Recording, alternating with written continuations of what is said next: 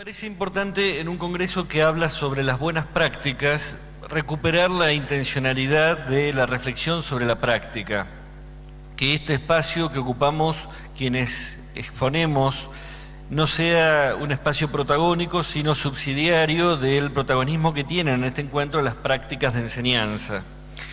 Creo que muchas veces el discurso social sobre lo que ocurre en las escuelas está mucho más centrado en lo que la escuela no hace que es lo que la escuela efectivamente realiza, y este es un momento como para empezar a pensar qué es lo que efectivamente ocurre en las escuelas, y de eso que ocurre en las escuelas recuperar aquello que es particularmente valioso. Por eso valoro mucho que se convoque al encuentro a los docentes no solo para escuchar o para intercambiar, sino también para mostrarse a sí mismos a través de su práctica. Y quisiera trabajar entonces en torno a esta noción de práctica, tratando de vincular la práctica de enseñanza con sus dimensiones ética y política. ¿Qué fue lo que logró un efecto que quería lograr, pero que no siempre ocurrió por lo que yo pensaba que iba a ocurrir, sino quizá por otros elementos circunstanciales? Y ahí es donde creo yo que se reúnen la ética, la política y la didáctica. Porque la ética es la deliberación sobre lo correcto y lo bueno para un sujeto y que nos permite orientar nuestras acciones fundamentalmente en función de nuestros deseos, ¿no? La ética tiene como objeto la acción y la proyección de uno a partir de su deseo.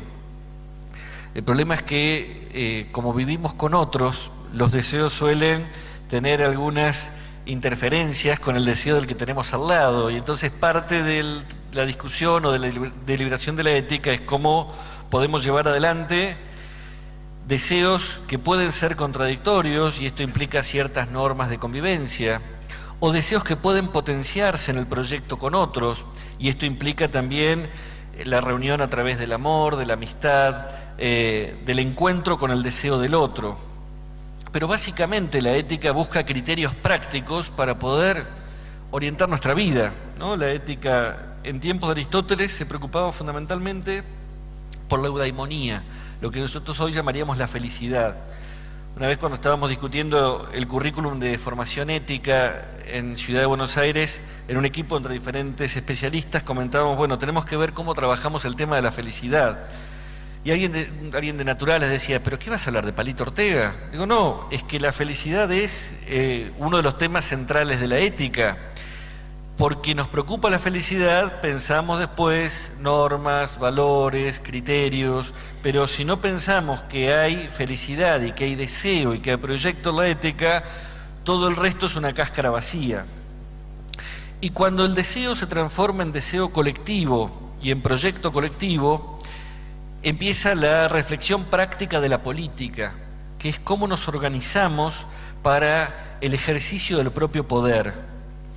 No hay poder si no hay deseo, y el deseo que se enlaza con el deseo de otros y genera proyectos colectivos también busca modos, modalidades de concreción del deseo a través de proyectos colectivos como este muy rico que vimos recién en la obra de teatro, y ejercer el propio poder nos lleva a entrar en el terreno de la política, que es la transformación de las relaciones entre los sujetos a través de la generación de normas, caminos, criterios para poder habitar lo público y para que lo público también nos permita llevar adelante los proyectos personales.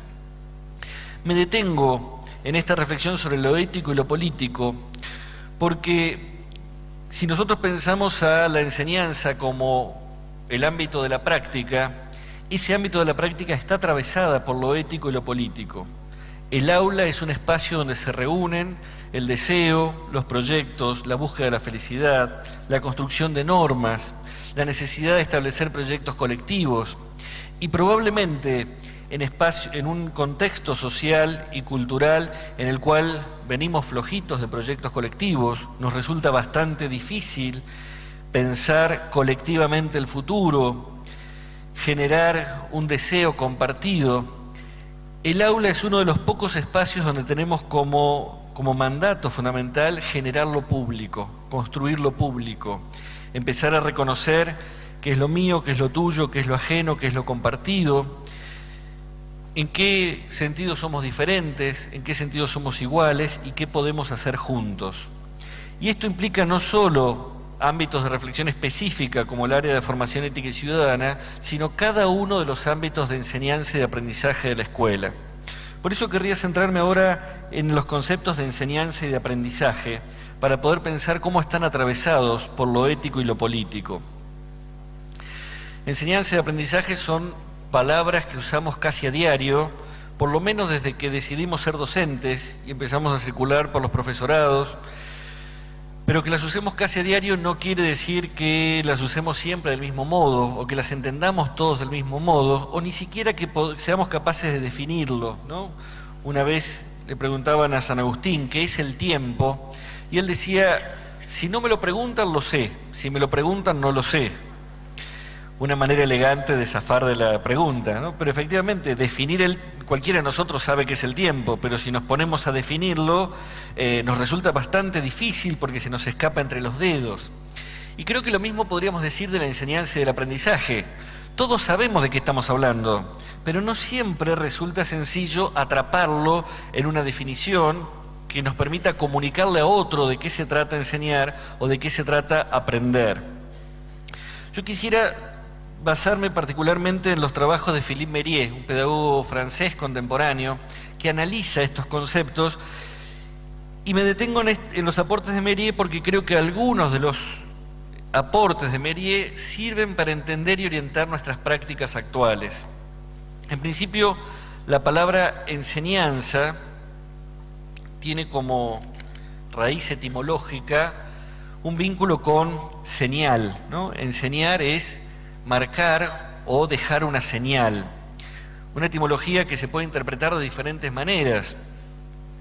Alguien podría decir que enseñar es poner una marca en el cuerpo del otro, como la marca que se ponía en el esclavo, que queda todavía en esa expresión, a esta gente se le ve la marca en el orillo, ¿no? Como algo que no se va a poder borrar a lo largo del tiempo, aunque también uno podría pensar que esa manera de entender la enseñanza es una manera también de establecer una dominación del enseñante sobre aquel que recibe enseñanza, que es yo quiero marcarte a fuego para que nunca dejes de ser aquello que mi enseñanza hoy te está marcando. Otra manera de entender la etimología es como la enseñanza como un proceso de ir dejando señales en el camino para que otro vaya encontrando un recorrido. Y yo creo que ahí hay un margen de libertad un poco más grande. Enseñar es dejar señales para que otro decida si sigue por el camino que está marcado o no. Y ahí hay un margen, creo yo, de construcción de libertad del otro lado. La noción de enseñanza muchas veces se vincula con aprendizaje y a veces se habla del proceso de enseñanza-aprendizaje. Desde hace un tiempo la didáctica se discute mucho esa expresión, porque es una expresión engañosa y tendemos a pensar que, en la actualidad, que una cosa son los procesos de enseñanza y otra son los procesos de aprendizaje. Puede haber enseñanza sin aprendizaje y puede haber aprendizaje sin enseñanza. En todo caso, nuestro trabajo como docentes es tratar de que, por lo menos de vez en cuando, se arme alguna articulación entre los procesos de enseñanza y los procesos de aprendizaje.